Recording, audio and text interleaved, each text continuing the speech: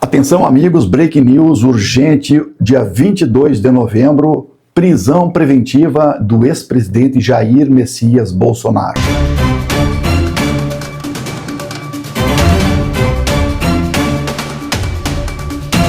Estimados, o que está acontecendo neste momento, de uma certa forma, está mudando o jogo político no Brasil. Pela primeira vez, um ex-presidente é preso preventivamente e sob suspeita de tentativa de fuga. E esse movimento está sacudindo o judiciário, as redes sociais e acendeu alertas de segurança e reacendeu a polarização aqui no país. Por isso, nós vamos ficar 2 ou 3 minutos juntos explicando para vocês. Gente, a Polícia Federal está cumprindo um mandado de prisão preventiva contra Jair Messias Bolsonaro por ordem do ministro Alexandre de Moraes. Gente, primeiramente, essa prisão não é uma execução da pena já imposta em outro processo, do golpe de Estado, não tem nada a ver. Essa é uma medida cautelar e serve para preservar a ordem pública e impedir interferências no processo e evitar qualquer tipo de fuga. E aqui nós vamos falar no elemento central, risco de fuga mesmo. Segundo a Polícia Federal, houve uma tentativa de retirada da tornozeleira eletrônica e, para qualquer investigado, isso é interpretado como, sim, uma tentativa de fuga, gente. E esse ponto pesa muito em decisões de prisão preventiva. Além disso, havia mobilizações de apoiadores em frente à residência onde Bolsonaro estava cumprindo medidas cautelares. E esse conjunto todo de elementos está levando, e elevou ainda mais, a percepção de risco da fuga do ex-presidente. E principalmente agora entra um elemento difícil aqui, que é o Flávio Bolsonaro, mais um filho colocando o pai em maus lençóis. A decisão menciona diretamente as mensagens e o vídeo publicado por Flávio Bolsonaro, gente. Segundo o despacho da polícia, ou do ministro, o Flávio Bolsonaro está convocando uma vigília pela saúde de Bolsonaro e pela liberdade do Brasil. Você vai lutar pelo seu país ou assistir tudo do celular aí no sofá da sua casa? Eu te convido para lutar com a gente. Nesse primeiro momento, a gente vai buscar o Senhor dos Exércitos. Eu te convido para uma vigília que começa nesse sábado, dia 22 de novembro, a partir das 7 da noite, aqui no balão do Jardim Botânico, na altura do condomínio do meu pai, o Solar de Brasília 2. E aí ele abre aspas, está falando assim: vamos invocar o Senhor dos Exércitos. A oração é a armadura do cristão. Vamos vencer as injustiças e perseguições. E tem um convite especial para vocês, diz o Flávio. Assista até o fim. E ele diz assim, e no vídeo aparece esse trecho, olha o trecho que aparece. Você vai lutar pelo seu país ou vai assistir tudo do sofá? Eu te convido para lutar com a gente e nós vamos fazer uma vigília que começa nesse sábado e não tem dia para terminar. Então, segundo o juiz, essa convocação pode ter múltiplas, sim, interpretações, porque não se limita a um ato religioso apenas.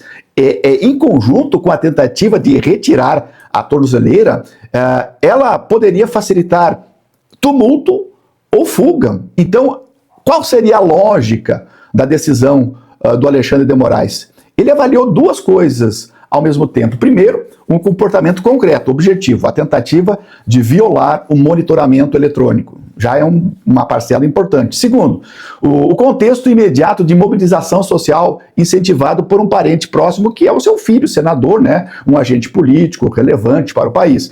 Para o jurídico, para o judiciário, essa combinação cria, de uma certa maneira, um cenário em que a fuga, sim, era possível e também plausível.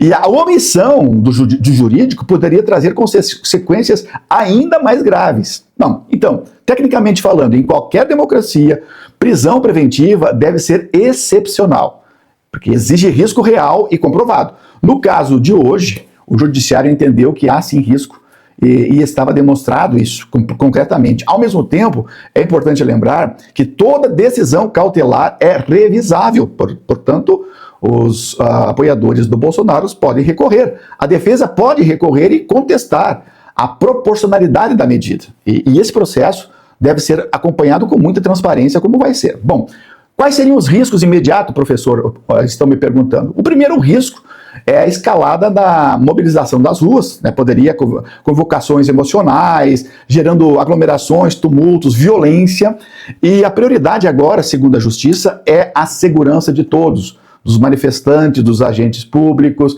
da população. E o segundo risco que nós estamos correndo já é a desinformação. Imagens, áudio, rumores estão sendo com enxurradas nas redes sociais e começam a circular muito rápido. E por isso é essencial muito consultar apenas as fontes oficiais, Polícia Federal, Ministério Público.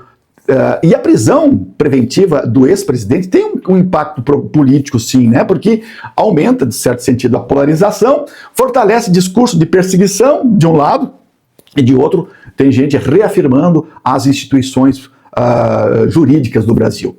É por isso, então, que o tom das lideranças mais próximas de Bolsonaro estão sendo pela defesa. Mas isso exige de nós muito diálogo. Nós temos que evitar instabilidades e ameaças. O pessoal bolsonarista está dizendo é uma perseguição política. Não, gente. A decisão se baseia em elementos apontados pela Polícia Federal em atos públicos, né? Então cabe agora a defesa contestar, mas o fundamento é técnico.